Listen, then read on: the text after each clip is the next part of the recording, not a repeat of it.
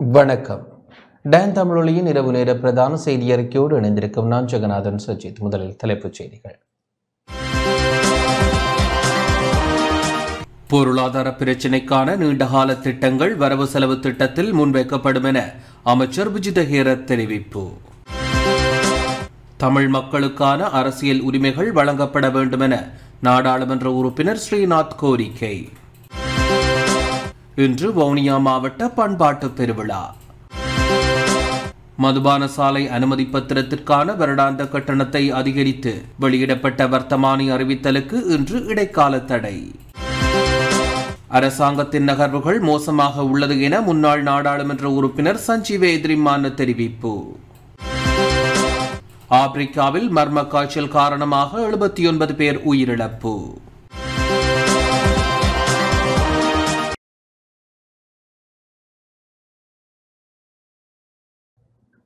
தொடர்வது முதன்மை செய்தி.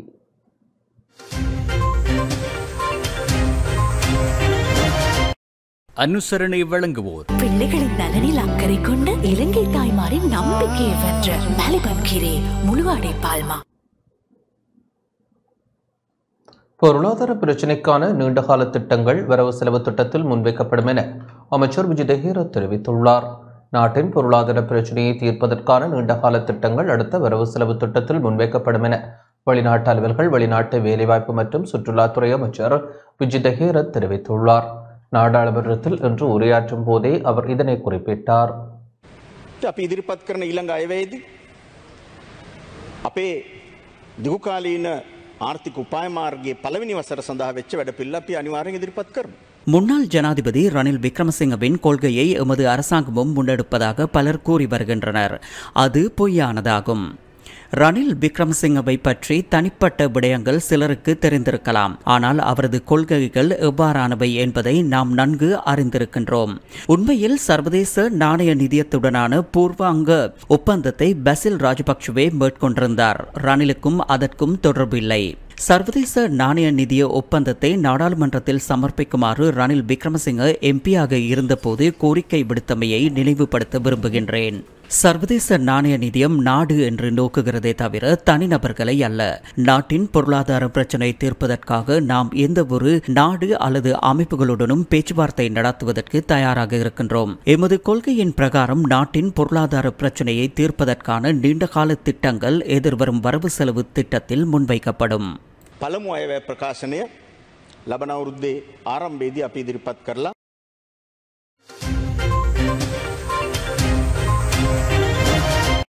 அனுசரணை வழங்குவோர் பிள்ளைகளின் நலனில் அக்கறை கொண்ட இலங்கை தாய்மாரின் நம்பிக்கையை வென்ற மலிபன் கீரை முழுவாடை பால்மா. 2025ஆம் ஆண்டின் முதல் 4 மாதங்களுக்கான இடைக்கால கணக்கு வாக்கெடுப்பு இன்று நிறைவேற்றப்பட்டுள்ளது. 2025ஆம் ஆண்டின் முதல் 4 மாதங்களுக்கான அரசாங்கத்தின் இடைக்கால கணக்கு வாக்கெடுப்பு குறித்த தீர்மானம் நாடாளுமன்றத்தில் இன்று வாக்கெடுப்பு ஒன்று நிறைவேற்றப்பட்டது. 2025ஆம் ஆண்டின் முதல் 4 மாதங்களுக்கான அரசாங்கத்தின் பணிகள் மற்றும் கடன் சேவைகளை தொடர்ந்து முன்னெடுப்பதற்கான அரசாங்கத்தின் இடைக்கால கணக்கு வாக்கெடுப்பு கடந்த 3ஆம் தேதி நாடாளுமன்றத்தில் சமர்ப்பிக்கப்பட்டது. இதற்கமைய நேற்றைய தினமும் இன்றைய தினமும் காலை 9:30 மணி முதல் மாலை 5:30 மணி வரை விவாதம் இடம்பெற்றது. இன்றைய தினம் விவாதம் முடிவடைந்ததும் குறித்த தீர்மானம் வாக்கெடுப்பு ஒன்று நிறைவேற்றப்பட்டது.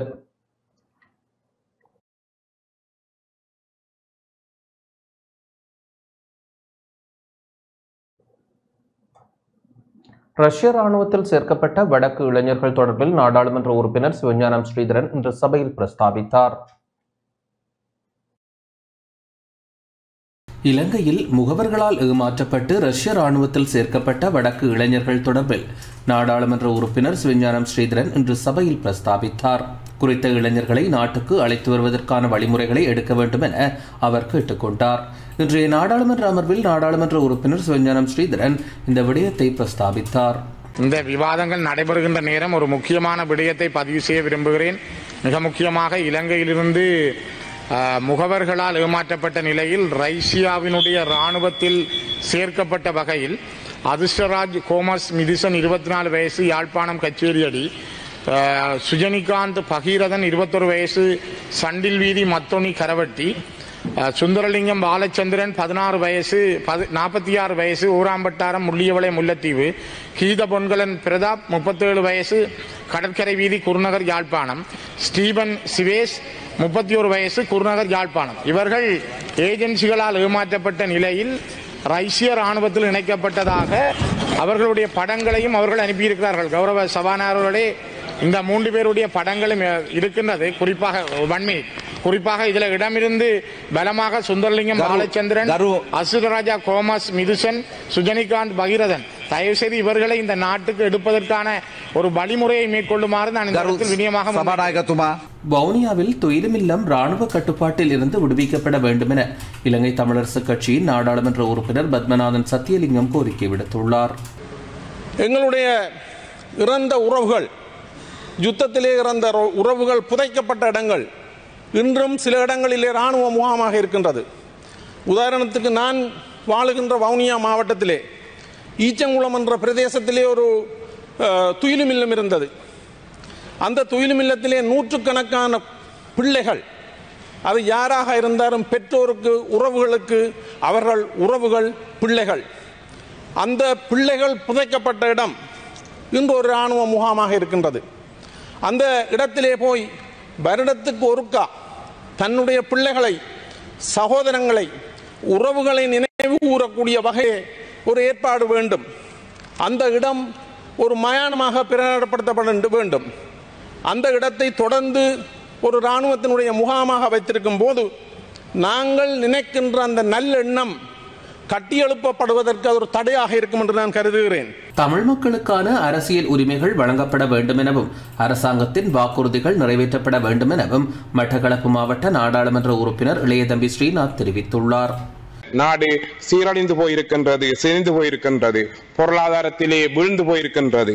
இவ்வாறான நிலைமையிலே நாம் என்ன செய்ய வேண்டும் என்று மிக முக்கியமான நிலைப்பாட்டிலே இருக்கின்றோம். ஜனாதிபதி அவர்களின் சிம்மாசன உரையிலே இனபேதமற்ற, மொழிபேதமற்ற, ஊழலற்ற, வன்முறையற்ற ஆட்சியை தருவதாக உறுதியளித்திருக்கின்றார். அந்த விடயத்திலே நாங்கள் அவருக்கு எங்களுடைய நன்றியை தெரிவித்துக் கொள்கின்றோம். ஆனால் எங்களுடைய அரசியல் சம்பந்தமான காத்திரமான உரையினை அவர் தெரிவிக்கவில்லை என்பதையிட்டு நாம் கவலை அடைகின்றோம். மட்டக்களப்பு மாவட்டத்திலே பல வளங்கள் இருக்கின்றன. கடல் வளம் இருக்கின்றது, வயல் வளம் இருக்கின்றது, கால்நடை வளம் இருக்கின்றது. ஆனால் மட்டக்களப்பு மாவட்டம் பொருளாதார ரீதியாக பின்னடை நிலையில் இருக்கின்றது. அதற்கான ஒரு சிறந்த கட்டமைப்பு உருவாக்கப்பட வேண்டும். நாம் சிங்கள சகோதரர்களுக்கு எதிரானவர்கள் அல்ல, நாம் எமது நாட்டுக்கு எதிரானவர்கள் இல்லை. ஆனால் நாம் ஒடுக்குமுறைகளுக்கு எதிரானவர்கள், நாம் எமது பாரபட்சமற்ற முறைகளுக்கு எதிரானவர்கள், நாம் வன்முறைகளுக்கு எதிரானவர்கள், நாம் ஊழலுக்கு எதிரானவர்கள். இந்த விடயத்திலே புதிய அரசின் செயற்பாடுகள், அவர்களின் வாக்குறுதிகள் நம்பிக்கை அளிப்பதாக இருக்கின்றன. ஆனால் எதிர்காலத்திலே அந்த நம்பிக்கை பாதுகாக்கப்பட வேண்டும். தமிழ் மக்களுக்கான ஒரு அரசியல் சுய நிர்ணய உரிமை உருவாக்கப்பட வேண்டும். அவர்களுக்கான அந்த மொழி உரிமைகள் பாதுகாக்கப்பட வேண்டும். அவர்களுக்கான நில உரிமைகள் பாதுகாக்கப்பட வேண்டும். ஊழலற்ற, வன்முறையற்ற நிகழ்ச்சி நிரலை எவ்வாறு அரசு ஆர்வம் காட்டுகின்றதோ அதே போன்று தமிழ் மக்களுக்கான உறுதிப்பாடான அரசியல் தீர்வினை காட்டுவதற்காகவும் அந்த உறுதிப்பாட்டினை, மொழியை பாதுகாப்பதற்கான உறுதிப்பாட்டையும் எமக்கு வழங்க வேண்டும் என்ற ஒரு எதிர்பார்ப்பினை நாம் கொண்டிருக்கின்றோம். புத்தசாசன சமய மற்றும் கலாசார அலுவல்கள் அமைச்சர் ஹனிதும் சுனில் செனவி கொழும்பு வெள்ளவத்தை மயூராபதி பத்ரகாளியம்மன் தேவஸ்தானத்திற்கு விஜயம் செய்தார். புத்தசாசன சமய மற்றும் கலாசார அலுவல்கள் அமைச்சர் ஹெனிதும் சுனில் செனவி மற்றும் பெருந்தோட்டம் மற்றும் சமூக உட்கட்டமைப்பு பிரதியமைச்சர் சுந்தரலிங்கம் பிரதீப் ஆகியோர் கொழும்பு வெள்ளவத்தை அருள்மிகு ஸ்ரீ மயூராபாதி பத்ரகாளியம்மன் தேவஸ்தானத்திற்கு இன்று விஜயம் செய்தனர். புத்தசாசன சமய மற்றும் கலாசார அலுவல்கள் அமைச்சின் ஓர் அங்கமான இந்து சமய மற்றும் கலாசார அலுவல்கள் திணைக்களத்தின் எதிர்கால திட்டங்களினதும் மதங்களுக்கு இடையிலான நல்லிணக்கத்தை ஏற்படுத்தும் முகமாக இந்த விஜயம் அமைந்துள்ளது. ஆலய அறங்காவலர் சபையின் தலைவர் பி சுந்தரலிங்கம் உட்பட அங்கத்தவர்கள் விசேட பூஜை வழிபாடுகளை ஏற்பாடு செய்ததுடன் அமைச்சர்களை பொன்னாடை போர்த்தி வரவேற்றனர். இந்த விஜயத்தில் இந்து சமய கலாசார அலுவல்கள் திணைக்கள பணிப்பாளர் யா அனிருத்னன் இணைந்து கொண்டார். நாட்டிலுள்ள அனைத்து மக்களும் வடக்கு, கிழக்கு, தெற்கு, மேற்கு என்று பாரபட்சமின்றி அனைவரும் வாக்களித்து தேசிய மக்கள் சக்தியின் அரசாங்கத்தை ஸ்தாபித்திருக்கின்றார்கள்.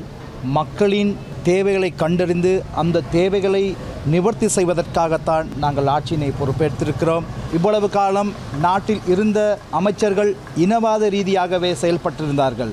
ஏனைய மதங்களை மதிக்காது, ஏனைய கலாச்சாரங்கள், ஏனைய பண்பாடுகளுக்கு இடம் கொடுக்காதான் நிலைமை கடந்த காலங்களிலே நாட்டிலே காணப்பட்டது. ஆனால் தேசிய மக்கள் சக்தி அனைத்து மக்களுடைய மத உரிமைகளை நாங்கள் மதிக்கின்றோம், அதற்கு நாங்கள் உதவிகளை செய்கின்றோம். அது மட்டுமல்லாது அந்தந்த மக்களுடைய நம்பிக்கைகள், அவருடைய கலாச்சாரம், பண்பாடுகளை நாங்கள் பாதுகாக்கின்றோம், அதை நாங்கள் ஏற்றுக்கொள்கின்றோம். நிச்சயமாக இன மத மொழி பேத பாகுபாடின்றி அனைத்து மக்களுக்கும் ஒரு நன்மையான ஆட்சி கிட்டும். அதற்காக நாங்கள் அனைவரும் பாடுபடுவோம்.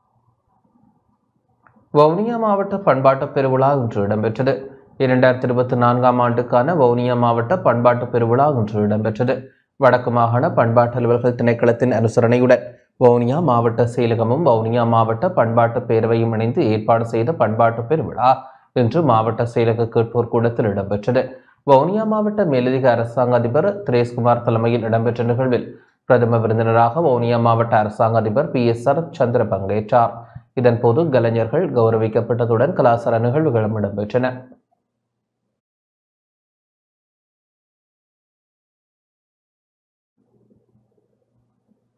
கிளிநொச்சி மாவட்டத்தில் இன்று மாபெரும் தொழிற்சந்தை நிகழ்வு இடம்பெற்றது.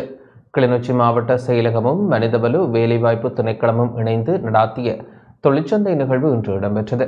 கிளிநொச்சி பழைய மாவட்ட செயலக வளாகத்தில் கிளிநொச்சி மாவட்ட பதில் அரசாங்க அதிபர் S முரளிதரன் தலைமையில் இன்று காலை 9:30 மணி முதல் மாலை 3:30 மணி வரை நிகழ்வு நடத்தப்பட்டது.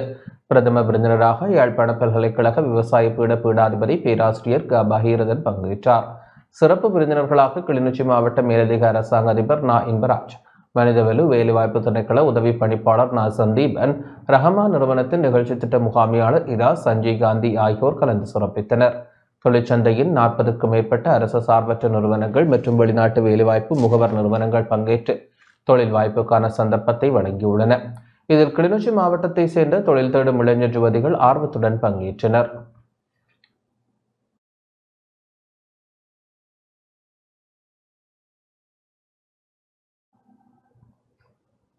வடக்கு கிழக்கு மாகாணங்களில் தமிழ் மக்கள் எதிர்கொள்ளும் பிரச்சினைகளை தீர்ப்பதற்கு புதிய அரசாங்கம் முன்வர வேண்டும் என சிவில் சமூக செயற்பாட்டாளர்கள் கோரிக்கை விடுத்துள்ளனர். வடக்கு கிழக்கு மாகாணங்களில் தமிழ் மக்கள் எதிர்கொள்ளும் பிரச்சினைகளை தீர்ப்பதற்கு புதிய அரசாங்கம் முன்வர வேண்டும் என வடக்கு மாகாண மற்றும் கிழக்கு மற்றும் தெற்கு பகுதிகளை பிரதிநிதித்துவப்படுத்தும் சிவில் அமைப்புகளின் செயற்பாட்டாளர்கள் கோரிக்கை விடுத்துள்ளனர். மட்டக்களப்பு தன்னாமுனையில் தேசிய மீனவ ஒத்துழைப்பு இயக்கம் நடாத்திய கருத்தரங்கில் பங்கேற்ற பின்னர் ஊடகங்களுக்கு கருத்து தெரிவிக்கும் போதே சிவில் சமூக பிரதிநிதிகள் இவ்வாறு குறிப்பிட்டனர். மூவின மக்கள் என்ற வளங்கள் திட்டமிட்ட வகையில் அபகரிக்கப்படுகிறது, சுவீகரிக்கப்படுகிறது.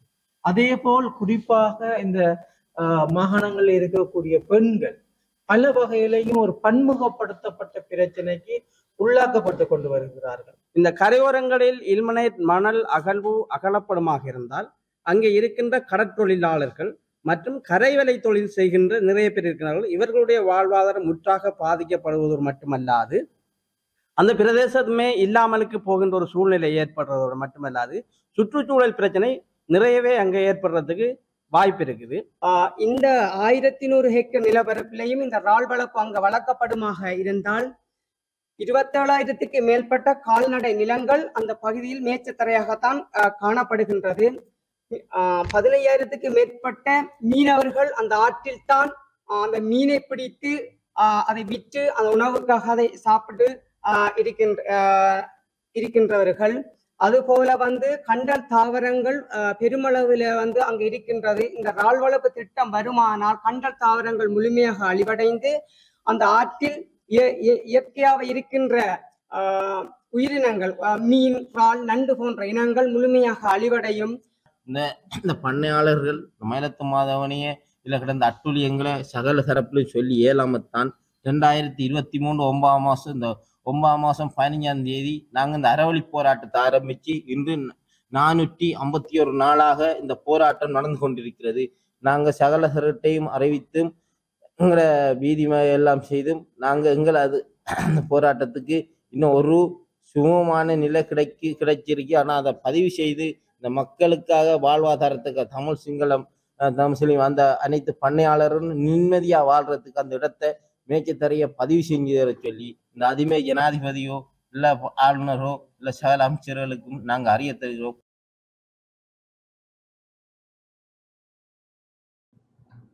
திருகோணமலை மூதூரில் டெங்கு நோயால் பாதிக்கப்பட்டவர்களுக்கு நுழம்பு வலைகள் வழங்கப்பட்டன. திருகோணமலை மூதூர் சுகாதார வைத்திய அதிகாரி பிரிவில் டெங்கு நோயினால் பாதிக்கப்பட்ட 15 பேருக்கு இன்று நுழம்பு வலைகள் வழங்கி வைக்கப்பட்டன. மூதூர் சுகாதார வைத்திய அதிகாரி பணிமனையில் இடம்பெற்ற நிகழ்வில் மூதூர் சுகாதார வைத்திய அதிகாரி ஹில்மி முஹைதீன் கலந்து கொண்டு நுழம்பு வலைகளை வழங்கி வைத்தார். இந்த வருடத்தில் மூதூர் சுகாதார வைத்திய அதிகாரி பிரிவில் மாத்திரம் 25 டெங்கு நோயாளர்கள் இனம் காணப்பட்டுள்ளமை குறிப்பிடத்தக்கது.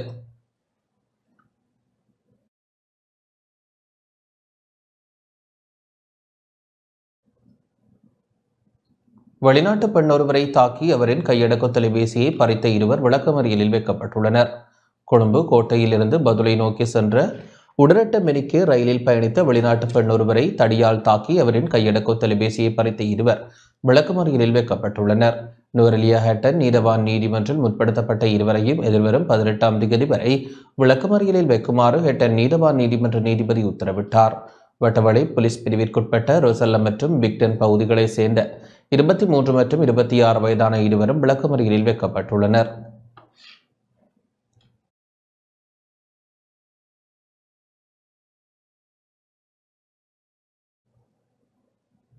மதுபான சாலை அனுமதி பத்திரத்திற்கான வருடாந்த கட்டணத்தை அதிகரித்து வெளியிடப்பட்ட வர்த்தமானி அறிவித்தலுக்கு இன்று இடைக்கால தடை விதிக்கப்பட்டுள்ளது. கடந்த அரசாங்க காலப்பகுதியில் மதுபான சாலை அனுமதி பத்திரத்திற்கான வருடாந்த கட்டணத்தை அதிகரித்து வெளியிடப்பட்ட வர்த்தமானி அறிவித்தலை நடைமுறைப்படுத்துவதை தடுக்கும் வகையில் உயர் நீதிமன்றத்தினால் இடைக்கால தடை உத்தரவு பிறப்பிக்கப்பட்டுள்ளது. வர்த்தமானி அறிவித்தலை சவாலுக்கு உட்படுத்தி மதுபான சாலை உரிமையாளர்கள் சங்கம் அடிப்படை உரிமை மனுவை தாக்கல் செய்துள்ளது. இந்த மனுவின் பிரதிவாதிகளாக நிதி அமைச்சின் செயலாளர் உள்ளிட்ட தரப்பினர் பெயரிடப்பட்டுள்ளனர். குறித்த மனு நீதியரசர்கள் குழாம் முன்னிலையில் இன்று விசாரணைக்கு எடுத்துக் கொள்ளப்பட்ட போது இடைக்கால தடை உத்தரவு பிறப்பிக்கப்பட்டுள்ளது.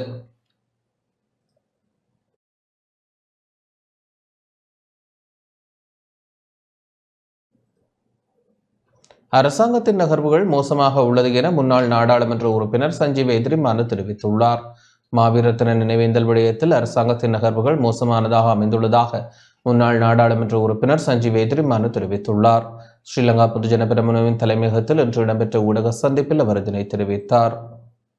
මහජන මතය නිශ්චිත ලෙසම කොල්ල කෑමක්. අද මහජනයා ඉතාම නිවැරදිව මේ ඇත්ත කතා ටික தேரும் அரகனிமின் இன்னுவா மக்கள் தமது ஜனநாயக கடமையை 2 தேர்தல்களிலும் முறையாக மேற்கொண்டுள்ளனர். ஆனால் அந்த ஆணையை பெற்றுக்கொண்ட அரசாங்கத்தின் நிர்வாகத்தின் இயலாமையே தற்போது வெளிப்படுகின்றது. தேசிய மக்கள் சக்தியினர் தம்மிடம் நாட்டை ஒப்படைக்குமாறும் தாம் திறன்பட நாட்டை நிர்வகித்து காண்பிப்பதாகவும் கூறினர். ஆனால் அவ்வாறு இடம்பெறுவதாக தெரியவில்லை. மாவீர தின நினைவேந்தலுடன் தொடர்புடைய விடயத்தில் அரசாங்கத்தின் பதில் மோசமானதாக அமைந்துள்ளது. இந்த விடயத்தில் அரசாங்கத்தின் நகர்வுகள் தகவல் வழங்குபவர்களின் மீது துப்பாக்கி பிரயோகத்தை மேற்கொள்வதற்கு ஒப்பான செயல் என நீதிமன்றமே கூறியுள்ளது. அதேபோன்று மாவீரர் தின நினைவேந்தல்கள் வடக்கு கிழக்கில் 245 இடம்பெற்றுள்ளதாகவும் அவற்றில் 10 இடங்களில் பிரிவினைவாதத்துடன் தொடர்புடைய இலச்சினைகள் பொறிக்கப்பட்டிருந்ததாகவும் விடயதானங்களுக்கு பொறுப்பான அமைச்சர் ஆனந்த விஜயபால நாடாளுமன்றத்தில் கூறியுள்ளார். இருப்பினும் அதற்கு எதிராக எந்த சட்ட நடவடிக்கைகளும் முன்னெடுக்கப்படவில்லை. ஆனால் அந்த விடயத்தை காட்சிப்படுத்தும் வகையில் பதிவுகளை மேற்கொண்ட 4 அரசாங்கம் கைது செய்துள்ளது.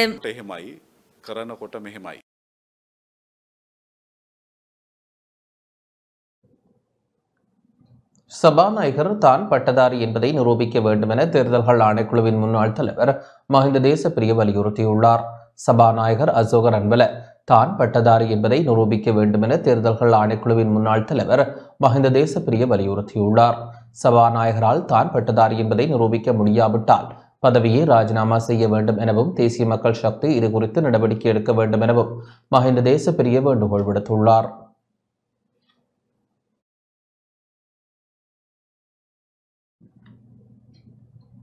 சித்துவில் சித்தம் 2024 போட்டியில் வெற்றி பெற்றவர்களுக்கான சான்றிதழ்கள் வழங்கும் நிகழ்வு யாழில் ஒன்று இடம்பெற்றது.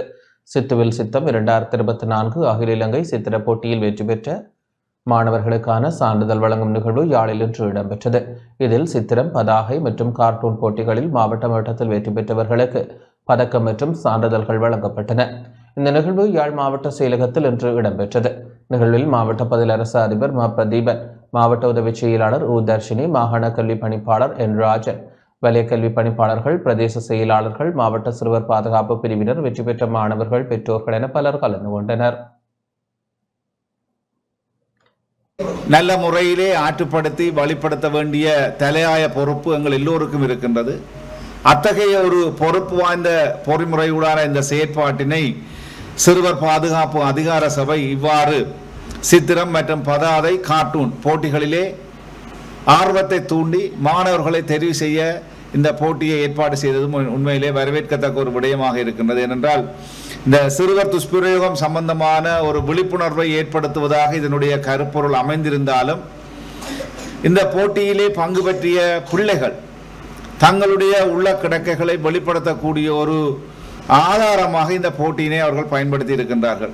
எங்களுடைய மாவட்டத்தை பொறுத்தவரையிலே தேசிய ரீதியாக நடைபெற்ற போட்டியிலே 9 மாணவர்கள் முதலாம் இடத்தை பெற்று பதக்கத்தை பெற்றுக் கொண்டிருக்கிறார்கள். உண்மையிலே அவர்களுக்கு என்னுடைய வாழ்த்துக்களை உங்கள் சார்பிலே இந்த சந்தர்ப்பத்திலே தெரிவித்துக் கொள்கின்றேன். இந்த சிறுவருடைய பாதுகாப்பு தொடர்பாக அல்லது அவர்களுடைய எதிர்கால செயற்பாடுகள் தொடர்பாக இன்றும் பலரும் பல்வேறுபட்ட நெருக்கடிகளுக்கு சந்திக்கின்ற முகம் கொடுக்கின்ற ஒரு நிலைமையிலே வாழ்ந்து கொண்டிருக்கின்றோம்.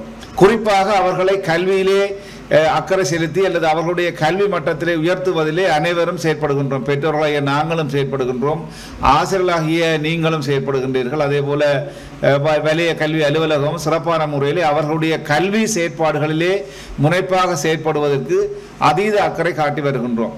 இந்த கலைகளை மாணவர்கள் கற்றுக்கொள்கின்ற போது அல்லது இந்த கலைகளுடைய நுட்பங்களை அவர்கள் வெளிப்படுத்துகின்ற போது அவர்களுடைய மனம் இயல்பாகவே ஒரு ஆற்றலை ஆளுமையை பெறுகின்ற ஒரு தன்மையை பெற்றுக்கொள்ளும்.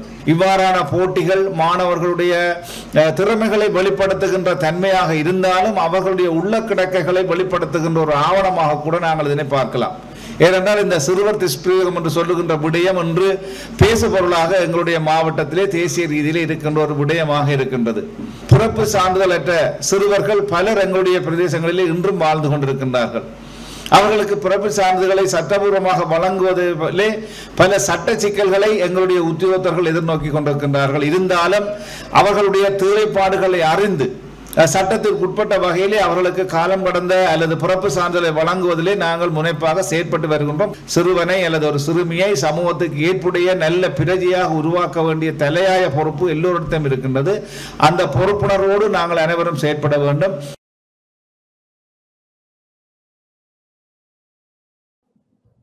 மக்களுக்கு சிறந்த சேவையை வழங்கும் நோக்குடன் பைபேஸ் திட்டத்தின் கீழ் கிளிநொச்சி பழைய போலீஸ் நிலையம் இன்று முன்மாதிரி போலீஸ் நிலையமாக திறந்து வைக்கப்பட்டது. மக்களுக்கு சிறந்த வினைத்திறனான சேவையை வழங்கும் நோக்குடன் போலீஸ் மா அதிபரின் எண்ணக்கருவுக்கு அமைய போலீஸ் நிலையங்களை பைபேஸ் திட்டத்திற்கு கொண்டுவரும் ஒரு அங்கமாக வடக்கு மாகாணத்தில் முதலாவது போலீஸ் நிலையமாக கிளிநொச்சி பழைய போலீஸ் நிலையம் இன்று முன்மாதிரி போலீஸ் நிலையமாக திறந்து வைக்கப்பட்டது. வடக்கு மாகாண சிரேஷ்ட பிரதி போலீஸ் மா அதிபர் CA தனபால நிலையத்தை திறந்து வைத்தார். இந்த நிகழ்வில் கிளிநொச்சி முல்லைத்தீவு மாவட்ட சிரேஷ்ட பிரதி போலீஸ் மா அதிபர் சமந்த டி சில்வா, கிளிநொச்சி பிராந்தியத்திற்கு பொறுப்பான போலீஸ் அத்தியட்சகர் உப்புல் செனவரத்ன, கிளிநொச்சி மாவட்டத்தில் உள்ள போலீஸ் நிலையங்களின் பொறுப்பதிகாரிகள், பழைய பிரதேச கிராம மட்ட அமைப்புகளின் பிரதிநிதிகள் என பலர் பங்கேற்றனர்.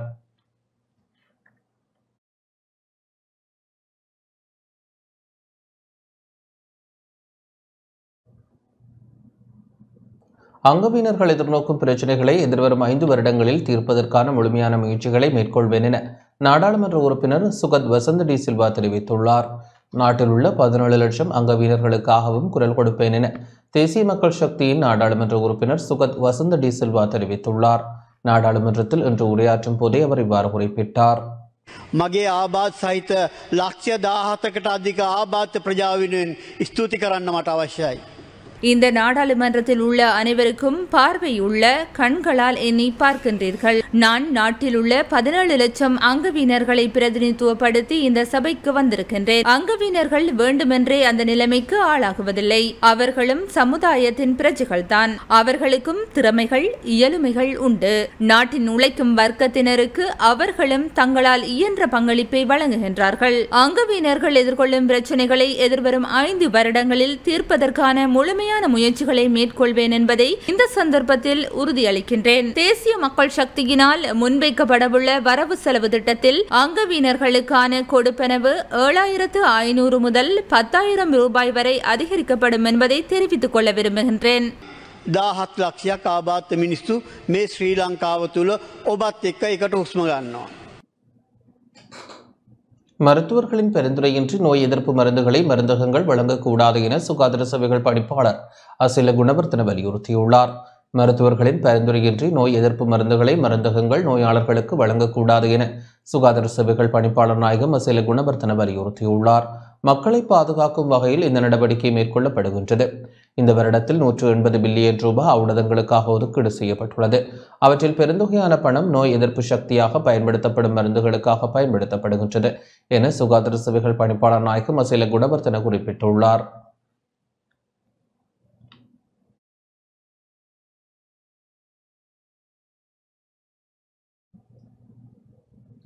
டிஜிட்டல் பொருளாதாரத்தை உருவாக்குவதற்கு பங்களிக்குமாறு அனைத்து தொழில் வல்லுநர்களுக்கும் ஜனாதிபதி அழைப்பு விடுத்துள்ளார். நாட்டை டிஜிட்டல் மயமாக்கும் செயற்பாட்டிற்கு அனைத்து தொழில் வல்லுநர்களினதும் ஆதரவையும் எதிர்பார்ப்பதாக ஜனாதிபதி அனுரகுமார திசாநாயக்க தெரிவித்துள்ளார். டிஜிட்டல் பொருளாதார அமைச்சராக கடமைகளை பொறுப்பேற்கும் நிகழ்வில் ஜனாதிபதி இதனை தெரிவித்தார். இதன்போது டிஜிட்டல் பொருளாதார பிரதி அமைச்சராக பொறியியலாளர் இரங்க வீரரத்னவும் கடமைகளை பொறுப்பேற்றுக் கொண்டார். அரசியல் அதிகாரத்தினதும் டிஜிட்டல் தொழில்நுட்ப நிபுணர்களினதும் எதிர்பார்ப்புகள் ஒன்றாக இருக்கும் நிலையில் நாட்டை டிஜிட்டல் மயமாக்கும் செயற்பாட்டிற்கு அனைத்து தொழில் வல்லுநர்களினதும் ஆதரவையும் எதிர்பார்ப்பதாக ஜனாதிபதி அனுரகுமார் திசாநாயக்க தெரிவித்தார். எந்த சந்தர்ப்பத்திலும் அதற்கு ஒத்துழைப்பாக இருப்பதாகவும் ஜனாதிபதி குறிப்பிட்டார். டிஜிட்டல் மயமாக்கல் ஊடாக பொருளாதார நடவடிக்கைகளின் வினைத்திறனை அதிகரித்து நாட்டின் பொருளாதாரத்தை உயர்மட்டத்திற்கு கொண்டுவர முடியும் எனவும் வறுமையை ஒழித்தல், சமூக மனப்பாங்குகளை மாற்றுதல் மற்றும் டிஜிட்டல் மயமாக்கல் என்பன அரசாங்கத்தின் பிரதான இலக்குகளாகும் என ஜனாதிபதி சுட்டிக்காட்டினார். டிஜிட்டல் பொருளாதாரம் மூலம் அடுத்த 5 ஆண்டுகளுக்குள் $15 பில்லியன் வருமானம் ஈட்டவும் அமைச்சு திட்டமிட்டுள்ளதாகவும் தெரிவிக்கப்பட்டுள்ளது. அடுத்த 5 ஆண்டுகளில் டிஜிட்டல் பணியாளர்களை 2 லட்சமாக அதிகரிப்பது, முழு நாட்டையும் டிஜிட்டல் மயமாக்குவது தொடர்பான செயற்திட்டத்தை எதிர்வரும் 5 வருடங்களில் செயற்படுத்துவது குறித்தும் இங்கு கவனம் செலுத்தப்பட்டது. ஜனாதிபதியின் செயலாளர் கலாநிதி நந்திக சனத் குமாநாயக்க, டிஜிட்டல் பொருளாதார அமைச்சின் செயலாளர் வருணஸ்ரீ தனபால, ஜனாதிபதியின் டிஜிட்டல் விவகாரங்களுக்கான சிரேஷ்ட ஆலோசகரும் ICTA-யின் தலைவருமான ஹான்ஸ் விஜயசூரிய உள்ளிட்ட அதிகாரிகள் இந்நிகழ்வில் கலந்து கொண்டதாக ஜனாதிபதி ஊடகப் பிரிவு தெரிவித்துள்ளது.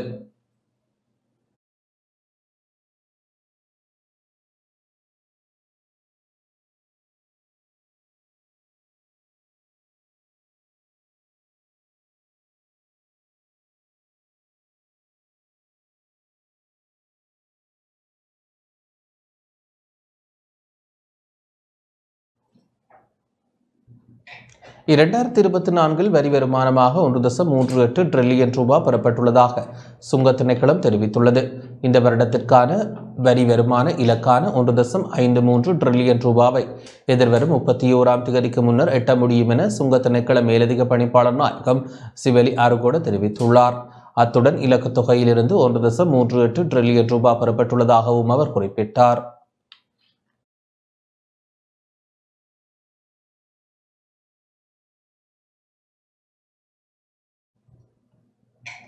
நாடாளுமன்ற தேர்தல் தொடர்பான வருமானம் மற்றும் செலவு அறிக்கைகளை வழங்குவதற்கான காலக்கெடு இன்று நள்ளிரவுடன் முடிவடைகின்றது. நடைபெற்று முடிந்த நாடாளுமன்ற தேர்தல் தொடர்பான வருமானம் மற்றும் செலவு அறிக்கைகளை வழங்குவதற்கான காலக்கெடு இன்று நள்ளிரவுடன் முடிவடைவதாக தேர்தல்கள் ஆணைக்குழுவின் தலைவர் RMAL ரத்நாயக்க தெரிவித்துள்ளார். தேர்தலில் போட்டியிட்ட 8361 வேட்பாளர்களில் 1985 பேர் மட்டுமே அந்த அறிக்கைகளை சமர்ப்பித்துள்ளதாகவும் குறித்த காலத்திற்குள் உரிய அறிக்கைகளை வழங்காத நபர்களுக்கு எதிராக சட்ட நடவடிக்கை எடுக்கப்படும் எனவும் அவர் குறிப்பிட்டார். இதனிடையே உள்ளூராட்சி சபை தேர்தலை விரைந்து நடத்துவதற்கான ஏற்பாடுகள் மேற்கொள்ளப்பட்டு வருவதாகவும் தேர்தல்கள் ஆணைக்குழுவின் தலைவர் தெரிவித்துள்ளார்.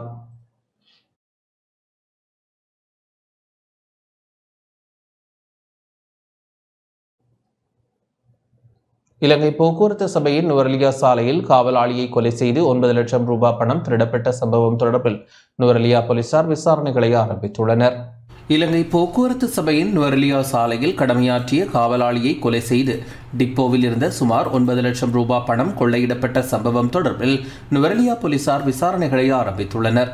சம்பவத்தில் டிப்போவில் காவலராக பணியாற்றிய நுவரெலியா கல்பாய பிரதேசத்தை சேர்ந்த K. லோகேஸ்வரன் என்ற 85 வயதுடைய நபரே கொலை செய்யப்பட்டுள்ளதுடன் சிலர் காவலாளியை கொன்றுவிட்டு டிப்போவில் இருந்த அலுமாரியில் இருந்து சுமார் 9 லட்சம் ரூபாவை எடுத்து சென்றது முதற்கட்ட விசாரணையில் தெரிய வந்துள்ளது.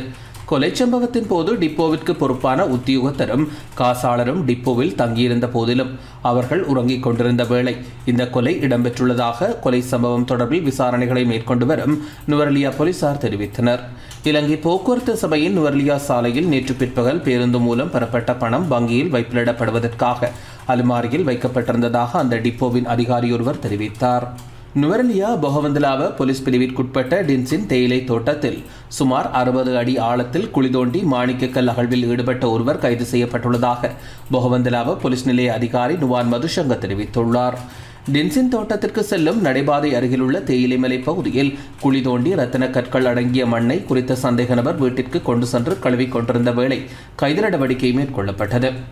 பதுளை பண்டாரவளை நகரில் ஹெரோயின் போதைப்பொருள் விற்பனையில் ஈடுபட்ட அங்கவீனமுற்ற முன்னாள் ராணுவ சிப்பாய் ஒருவர் கைது செய்யப்பட்டுள்ளார். சுமார் 30 லட்சம் ரூபாய் பெறுமதியான 320 சிறிய ஹெரோயின் போதைப்பொருள் பாக்கெட்டுகள் கைப்பற்றப்பட்டதாக பண்டாரவளை போலீஸ் நிலைய குற்றப்புலனாய்வு பிரிவு தெரிவித்துள்ளது.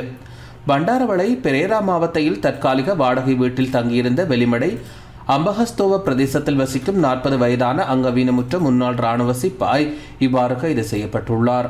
வாடகை வீட்டில் குற்றப்புலனாய்வு பிரிவு அதிகாரிகள் சோதனை நடத்திய வேளை சந்தேக நபர் சிறிய பாக்கெட்டுகளில் போதைப்பொருளை விற்பனை செய்து கொண்டிருந்ததாகவும் போலீசார் தெரிவித்துள்ளனர்.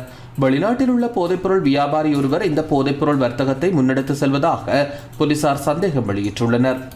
வீதியால் சென்ற பெண்களை அச்சுறுத்தும் விதமாகவும் ஆபத்தை ஏற்படுத்தக்கூடிய கூறிய ஆயுதங்களை வைத்திருந்தமை தொடர்பில் இருவரை எதிர்வரும் 20ஆம் தேதி வரை விளக்கமறியலில் வைக்குமாறு பருத்தித்துறை பதில் நீதவான் நீதிமன்ற நீதிபதி பி. சுப்பிரமணியம் இன்று உத்தரவிட்டார். பருத்தித்துறை கோரியடி பகுதியில் வீதியால் சென்ற பெண்கள் யுவதிகளை அச்சுறுத்தும் விதமாக நேற்று மாலை குழு ஒன்று ஈடுபட்டிருந்தமை தொடர்பாக பருத்தித்துறை போலீசாருக்கு கிடைக்கப்பெற்ற தகவலுக்கு அமைய அங்கு சென்ற போலீசார் ஆபத்தை ஏற்படுத்தக்கூடிய ஆயுதங்களை வைத்திருந்த இருவரை கைது செய்தனர். அவர்கள் மீது ஆபத்தை ஏற்படுத்தும் ஆயுதம் வைத்திருந்தமை மற்றும் வீதியால் சென்ற பெண்கள் யுவதிகள் சிறுவர்களை அச்சுறுத்தியமை தொடர்பில் வழக்கு தாக்கல் செய்யப்பட்டது. வழக்கை விசாரித்த பதில் நீதவான் 2 சந்தேக நபர்களையும் எதிர்வரும் 20ஆம் தேதி வரை விளக்கமறியலில் வைக்குமாறு உத்தரவிட்டார். ஹம்பஹா போலீஸ் பிரிவிற்குட்பட்ட பகுதியில் சிறுமி ஒருவரை கொலை செய்த குற்றச்சாட்டின் பேரில் சிறுமியின் தாயின் 2வது கணவர் கைது செய்யப்பட்டுள்ளதாக போலீசார் தெரிவித்துள்ளனர். கடந்த திங்கட்கிழமையிலிருந்து தன்னுடைய 14 வயதுடைய மகள் காணாமல் போயுள்ளதாக வழங்கப்பட்ட முறைப்பாட்டுக்கு அமைய போலீசார் விசாரணைகளை ஆரம்பித்துள்ளனர். காணாமல் போன சிறுமியின் தாயார் வழங்கிய வாக்குமூலத்திற்கு அமைய அவருடைய 2வது கணவரை கைது செய்து விசாரணைக்கு உட்படுத்திய நிலையில் அவர் குறித்த சிறுமியை கொலை செய்து கட்டுமான வேலைகள் இடம்பெறும் வீடொன்றின் பின்புறத்தில் அமைந்துள்ள மலசல கூடத்தினுள் புதைத்துள்ளதாக தெரிய வந்துள்ளது. இந்நிலையில் வாக்குமூலத்தில் குறிப்பிடப்பட்ட இடத்திற்கு போலீஸ் பாதுகாப்பு வழங்கப்பட்டுள்ளதுடன் சடலம் புதைக்கப்பட்டுள்ள இடத்தில் ஹம்பஹா நீதிபதியினால் பரிசோதனைகள் முன்னெடுக்கப்பட உள்ளன. சம்பவம் தொடர்பாக ஹம்பஹா போலீசார் மேலதிக விசாரணைகளை முன்னெடுத்து வருகின்றனர். இத்துடன் இந்த செய்தி அறிக்கை நிறைவடைகின்றது. வணக்கம்.